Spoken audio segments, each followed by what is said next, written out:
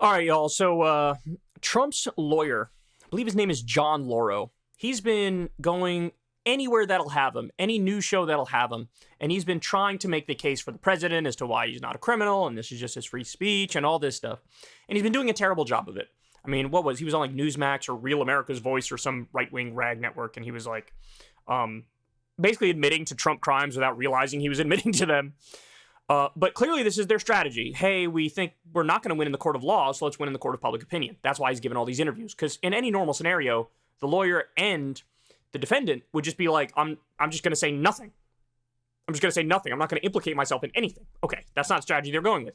So he goes on to CNN, talks to Dana Bashir, and this exchange is so ridiculous that it even makes Dana Bash laugh in homie's face. Okay, so let's watch and we'll break it down. I want you to listen to what Donald Trump's own former attorney general said about that argument. I really don't think that's a valid argument. He can say whatever he wants. He can even lie. He can even tell people that the election was stolen when he knew better. Free speech doesn't give you the right to engage in a fraudulent conspiracy. Your response?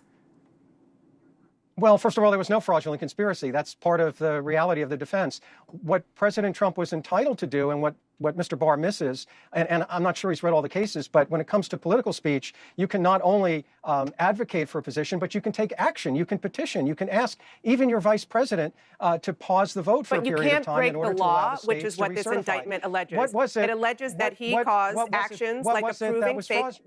What was it? I'll tell you what the indictment says. The indictment says that he attempted to cause actions like approving fake electors, opening sham fraud investigations, and obstructing the certification of the election. Whether he can prove that, that's going to happen in the trial. I'm just saying what's in the indictment. Yeah, but Right, and let me take the first thing, the question about electors, okay? Alternate electors are used in every 4-year cycles, okay? The Senate parliamentarian acknowledged to Vice President Pence that they always receive protest alternate electors. None of those electors were counted. Vice President Pence was completely aware of the nature of the They weren't protest, counted because Mike Pence rejected this scheme. That's why they weren't counted. Absolutely, and that's how the Of course, and that's how the political process works. But there was no defrauding, there was no trickery, there was no deceit. Because if Mike Pence had said yes, then that's exactly what would have happened. No, because and that's only one. Because thankfully, with freedom of the press, you have to let me finish though, because this is a nightmare. Homie will not shut up. Now, by the way, the secretaries of state and the governors in all of these states that Trump claimed he won and did the fake electors, they had already said this thing is over, Biden won. It was done. It was over.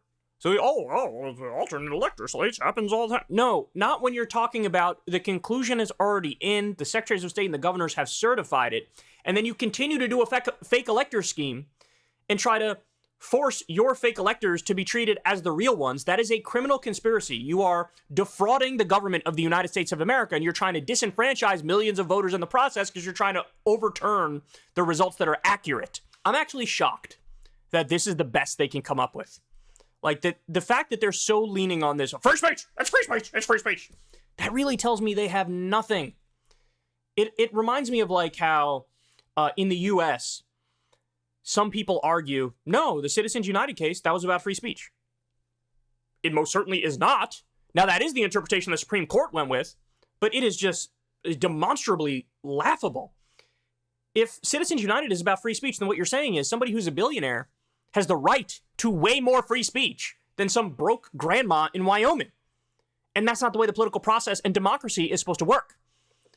It's like saying, I called a hitman and gave specific directions and the exact dollar amount and paid them to do a hit on somebody, but it's okay. It was just my free speech. No, that's not your free speech. It is a criminal conspiracy. And again, they act, if this is all you have, free speech, free speech, free speech, you're not going to win this. You're not going to win it. That's not going to hold up in a court of law. You asked me a question, and I hope you can let me finish, because the government alleges deceit or trickery, and all of this played out in the open. It's all free speech. There was a Supreme Court decision, Hammerschmidt, which is right on point, that says when you're exercising free speech, you're not engaging in a fraud on the government. And that's what, unfortunately, most people don't understand. That's just one example of the actions. That's just one example of the actions in this indictment. But you're entitled. And this is a long list that we've compiled from the indictment. I mean, it's more than a dozen, not speech, actions that the former president Like what? allegedly took. Like what? I mean, where do I even Like start? what? Tell me. Asking What the action? Arizona speaker to interfere with ascertaining Arizona's electors. The Justice Department to asking a speech. Look, asking somebody to do a hit on my wife is just speech.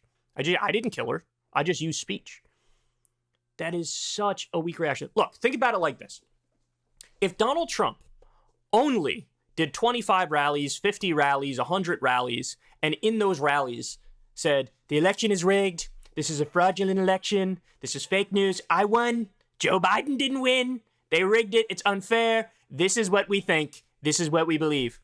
If he only did those things, and he didn't do the fake elector scheme, and he didn't involve himself in the political process or try to jam it up and do fake fraud claims, etc., would charges have been brought against him? There's literally no way. If it was just, I'm giving rallies, I'm saying wrongly and lying and saying, I think I won, that wouldn't be a crime. It wouldn't be a crime.